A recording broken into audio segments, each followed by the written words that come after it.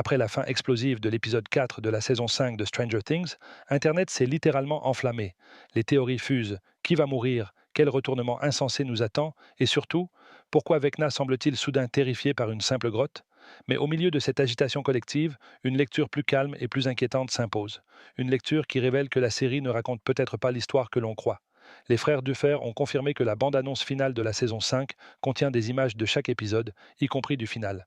En la disséquant plan par plan, puis en la confrontant aux 4 premiers épisodes, une vérité plus vaste commence à émerger.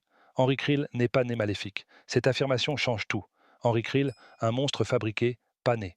Contrairement aux autres enfants du laboratoire, Henry n'a pas obtenu ses pouvoirs à travers les expériences du docteur Brenner. Ses capacités viennent d'ailleurs, d'un endroit bien plus ancien, bien plus froid, la dimension X. Lorsque Eleven le projette à travers le portail à la fin de la saison 4, elle ne l'envoie pas dans l'Upside Down, mais dans un espace antérieur à celui-ci. L'Upside Down n'est qu'un intermédiaire, une zone tampon, un pont instable entre notre monde et la dimension X, la véritable source. C'est dans cette dimension que se trouvent déjà les particules du Mind Flayer. Henry ne l'a pas créé, il l'a rencontré.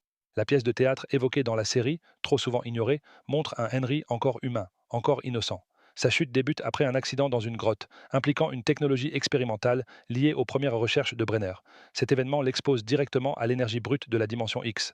Lorsqu'il revient, il est changé, littéralement. Son groupe sanguin devient non classifiable. Son obsession pour le contrôle et la domination du réel apparaît. Ce ne sont pas ses idées originelles, ce sont celles du Mind Flayer.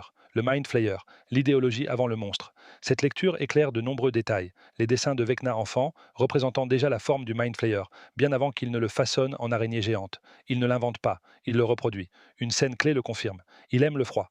Le rejet de la chaleur n'est pas humain. C'est une signature biologique de la dimension X. Will, lorsqu'il devient l'espion du Mind Flayer, adopte la même vision du monde. Ce n'est pas Vecna qui se propage à travers lui, mais l'idéologie du Mind Flayer. Pourquoi Will? Vecna ne choisit pas Will parce qu'il est faible. Il le choisit parce qu'il lui ressemble. La série multiplie les parallèles. Tous deux sont décrits comme sensibles. Tous deux se sentent différents, presque comme des erreurs. Tous deux aspirent à ce que la souffrance prenne fin. Mais là où Henry est revenu seul de la dimension X, Will revient entouré. Joyce, Hopper, ses amis. C'est cette différence qui change tout. Le Mind Flayer a besoin de Will, pas seulement comme victime, mais comme pont vivant. La grotte, la mémoire de Vecna. La grotte qui terrifie Vecna n'est pas un simple lieu. C'est une archive vivante de son traumatisme originel. Lorsque Max y tombe, Vecna cesse de la poursuivre. Pour la première fois, il ressent une émotion humaine, la peur. Cette scène prouve que le Mind Flayer ne contrôle pas Vecna totalement. Comme Will a pu résister via le Morse en saison 2, Henry reste partiellement prisonnier, mais pas effacé. Le vrai antagoniste.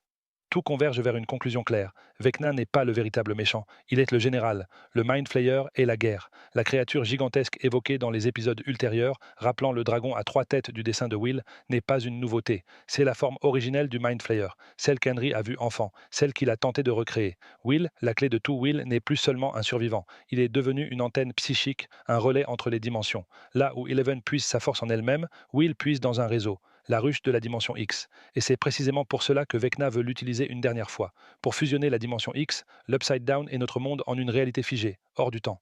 Car le Mind Flayer ne cherche pas la conquête, il cherche l'immobilité, un monde sans dégradation, sans fin, sans évolution. Conclusion, Stranger Things, saison 5, ne raconte pas seulement une bataille entre héros et monstres. Elle raconte l'histoire d'un enfant brisé, manipulé depuis l'enfance, et d'une entité cosmique qui utilise les traumatismes humains comme porte d'entrée. Vecna n'est pas incompris, il est possédé. Et au centre de tout cela, depuis le tout premier épisode, se trouve Will Byers, le pont, la pièce manquante, le véritable cœur de la série.